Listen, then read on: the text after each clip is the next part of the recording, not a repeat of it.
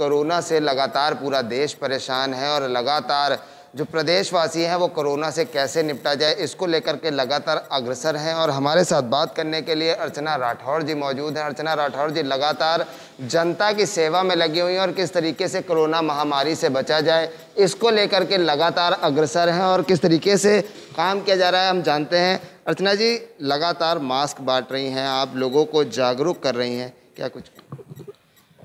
मुझे ऐसा लगा कि जो शहर के लोग हैं वो उन्हें मालूम है कि हम मास्क क्यों लगाएं, लेकिन मुझे लगा कि गांव-गांव ये हमें अभियान चलाना चाहिए कि क्योंकि गांव के अधिकांशतः लोग यानी आपस में बैठक करते हैं लेकिन उनकी न तो दूरी होती है न सोशल डिस्टेंसिंग होती है।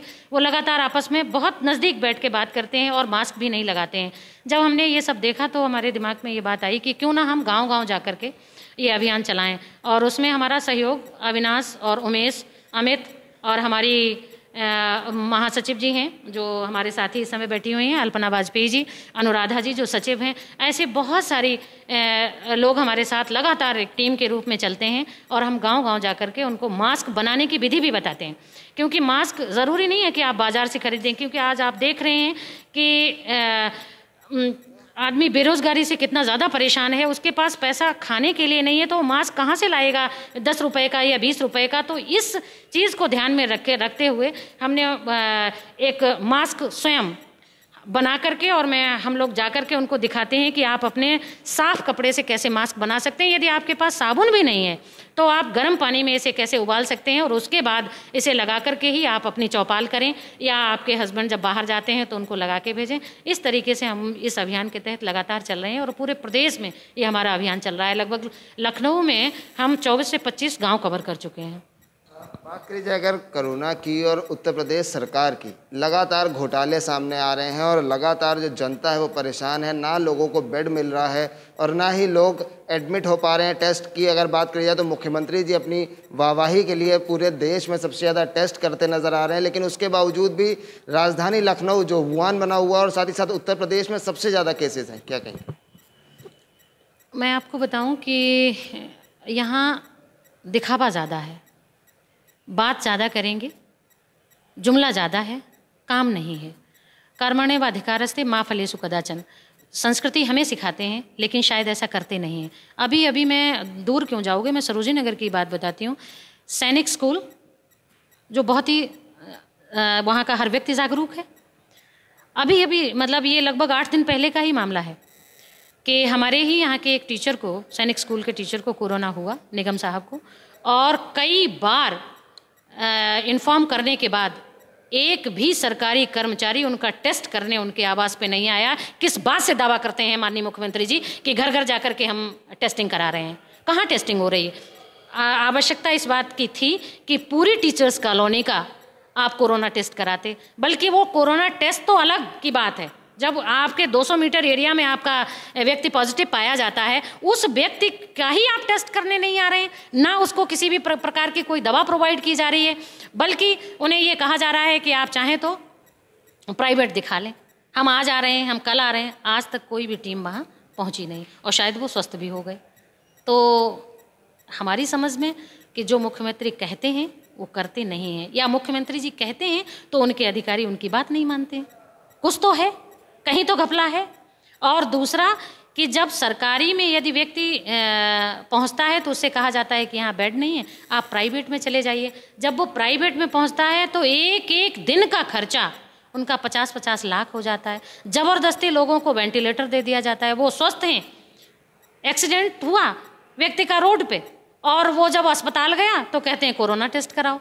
जब वो कोरोना टेस्ट के लिए एक पूरे 24 घंटे पड़ा रहेगा, आप सोचिए अगर एक्सीडेंटल केस है, उसका ब्लड इतना ज़्यादा निकल जाएगा, वो तो अपने आप मर जाएगा, फिर कह दिया जाता है वो कोरोना से ख़त्म हो गया। तो ये सब बात करी जाए उत्तर प्रदेश की, उत्तर प्रदेश के 2 मंत्री की जान जा चुकी है कोरोना से और एक पूर्व मंत्री जो कि अब इलाहाबाद की सांसद हैं, पीजीआई में एडमिट थी, अब उनको मेदांता गुड़गांव में एडमिट कराया गया है। सरकारी के जो मंत्री हैं और सरकार के जो सांसद हैं वो जब सरकारी व्यवस्था पर भरोसा ना करके मेदांता जैसे अस्पताल में जा रहे हैं तो क्या? तो आप स्वयं ही सोच सकते हैं, पब्लिक भी जागरूक है, वो भी जानती है कि जब सरकारी सुविधाएं अगर व्यक्ति को मिलें और जब सरकार को ही सरकारी सुविधाएं नहीं मिल रही हैं तो आम जनता का क्या हश्र होगा, ये तो हम और आप सब जानते हैं। तो हम तो यही कहेंगे कि मैं तो खड़े शब्दों में इस बात की निंदा करती हूँ। और मैं फिर कहती हूँ कि यदि हमारी सरकार आती है तो आप फिर देख लेना, हम लोग का काम पे विश्वास रखते हैं, बातों पे नहीं, और हमारा काम बोलता है, ये भी आपको दिख रहा है। आदरणीय शिवपाल सिंह यादव जी का काम आज भी बोल रहा है, आज भी उन्हीं की बनाई हुई सड़कें, आज भी उन्हीं के बनाए हुए पुल। आज स्थिति ये है कि कानपुर रोड पे आप निकल नहीं सकते हैं। आप निकलिए क्या नाम बंथरा और आपके ये स्कूटर इंडिया के बीच की रोड आप देख लीजिए। दूसरी रोड तो आप बात छोड़ दीजिए कि गांव-गांव तो रोड खराब है या शहर में रोड खराब है, इनकी बात मैं नहीं करती, मैं कानपुर रोड की बात करती हूँ। तो क्या कर रही है भारत सरकार और क्या कर रही है केंद्र? बस टैक्स पे टैक्स बढ़ाते जाइए, जीएसटी पे जीएसटी बढ़ाते जाइए। सैनिटाइजर आदमी अपने लिए खरीद नहीं पा रहा है और सैनिटाइजर पे आप 12% टैक्स भैया कैसे बांट पाएंगे? आम आदमी कैसे खरीद पाएगा? क्या कभी सरकार ने इस बात पे विचार किया? तो एक तरफ तो बेरोजगारी मारे ले रही है और दूसरी तरफ जीएसटी मारे ले रही है। मतलब हद है किसी चीज़ की। पब्लिक कैसे जिएगी और कैसे सांस लेगी, इस बात पे सरकार को सोचना चाहिए। हम वास्तव में जनसेवक हैं और हमारे राष्ट्रीय अध्यक्ष जी हमेशा जन जन के लिए मरते हैं, और जो किसानों और मजदूरों के लिए मरने वाला व्यक्ति है वही व्यक्ति आगे सरवाइव कर पाएगा, जुमले वाला नहीं। भगवान राम के समर्थक भी हैं हम और पुजारी भी हैं हम, लेकिन केवल जुमलेबाजी, मंदिर बनाना, मस्जिद बनाना, इन सब से काम नहीं चलेगा। सांप्रदायिक हिंसा भड़काने से काम नहीं चलेगा। काम चलेगा लोगों के काम आ पाएँ। इस कोरोना महामारी से व्यक्ति टू व्यक्ति कैसे बचे, इस सरकारी व्यवस्था को आप सुदृढ़ करें।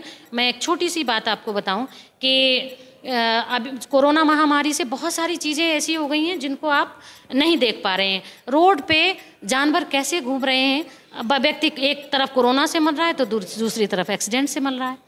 तो जब किसी भी व्यक्ति का एक्सीडेंट होता है और वो भी आपकी गाय या बैल बैठने से होता है, तो ये जिम्मेदारी किसकी है कि वो गाय और बैल कहाँ रखे जाएं? ये सरकार की है ना, लेकिन नहीं, उनको खुला छोड़ दिया है। एक परेशानी हो तो बताऊं, मैं खुद इसकी शिकार हूँ। मेरा 22 साल का बेटा इसी बाराबंकी रोड पे एक गाय के एक्सीडेंट से ख़त्म हुआ। मैं वहाँ मौजूद थी उस समय। रात का लगभग 7 बजे हुए थे, तो कोई हमें हिंदू तो नहीं उठाने आया, मुसलमान ही उठाने आया। कहने का मतलब ये है कि जब व्यक्ति को परेशानी आती है तो वह हिंदू और मुसलमान नहीं देखता है, व्यक्ति की परेशानी देखता है। और उस समय उस व्यक्ति ने हमारा सहारा दिया। तो एक ईश ने प्राणी मात्र को जन्म दिया है, भेदभाव तो हमने अपने आप किया है, तो क्यों हिंदू और मुसलमान में आप देश को बांट रहे हैं?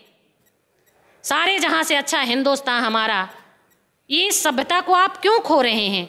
इस पे क्यों कुठाराघात कर रहे हैं?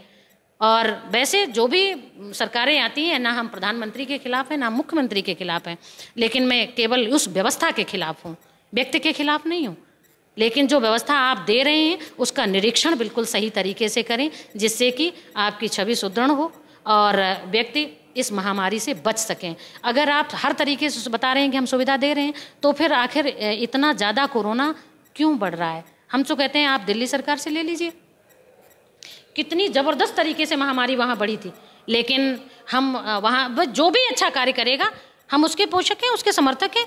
उन्होंने देखिए कि जो मोहल्ला क्लिनिक बनाई और उनके डॉक्टर्स, ये मैं देखा देखी वाली बात नहीं कह रही हूँ, मैं स्वयं भोगी बात कर रही हूँ कि क्योंकि एक पीपीई किट उसके परिवार वालों को मिलता है और पीपीई किट पहन करके वहाँ पे डॉक्टर प्रतिदिन उस मोहल्ले में अगर कोई भी परेशान है, जिस मोहल्ले में मोहल्ला क्लिनिक है, तो मैं आपको बात बता रही हूँ, ये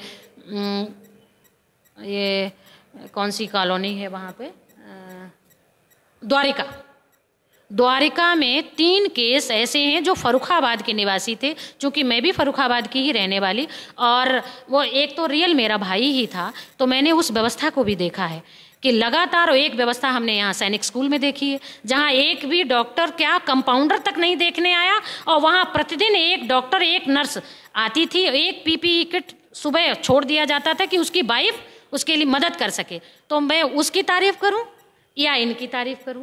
तो वहाँ मुख्यमंत्री की व्यवस्था अच्छी है, यहाँ मुख्यमंत्री की व्यवस्था अच्छी है, लेकिन वहाँ के मुख्यमंत्री आपको कहीं भी दंगे के लिए और मुसलमान और हिंदू और इस तरीके के लफड़े में झगड़े में फंसे हुए नज़र नहीं आते। लेकिन यहाँ दिन भर इसके अलावा कोई बात ही नहीं है। टेलीविज़न पे देखिए आप क्या देख रहे हैं। अंतिम सवाल, 2022 की आपने बात करी, चाचा भतीजे का मेल होगा या फिर अलग अलग चुनाव लड़ा? देखिए, इस विषय में हमारे राष्ट्रीय अध्यक्ष जी ज़्यादा अच्छे तरीके से बता पाएंगे, लेकिन ये आप मान के चलिए कि हमारे राष्ट्रीय अध्यक्ष जी का ये कहना है कि समस्त समाजवादी एक हों, तभी हम भारतीय जनता पार्टी के साथ मुकाबला करेंगे, मिलकर के करेंगे, मिलकर के लड़ेंगे, मिलकर के चलेंगे। ये नारा है हमारा, क्योंकि लोहिया जी का भी यही सिद्धांत था। और लेकिन आज हम भतीजे के साथ मिलेंगे या नहीं मिलेंगे, ये भतीजे के ऊपर डिपेंड करेगा। भतीजे ने तो कहा है कि खुले मन से स्वागत है और आंख बंद करके शिवपाल जी को हम वापस लेंगे। तो जब वो स्वागत करने के लिए तैयार हैं तो हम लोगों की ओर से तो कोई मनाही है नहीं, है ना। धन्यवाद हमसे बात करने के लिए। ये थी अर्चना राठौड़ जी, जिनका साफ तौर पर कहना है कि उत्तर प्रदेश सरकार में लगातार भ्रष्टाचार हो रहा है, चाहे वो कोरोना को लेकर के हो या फिर अन्य मामलों को लेकर। और साथ ही साथ आने वाले 2022 के चुनाव में क्या चाचा शिवपाल और अखिलेश यादव का मेल होगा या ना होगा, ये तो आने वाला समय बताएगा। कैमरा पर्सन रोहित के साथ मैं आकर्ष शुक्ला, ग्लोबल वॉइस।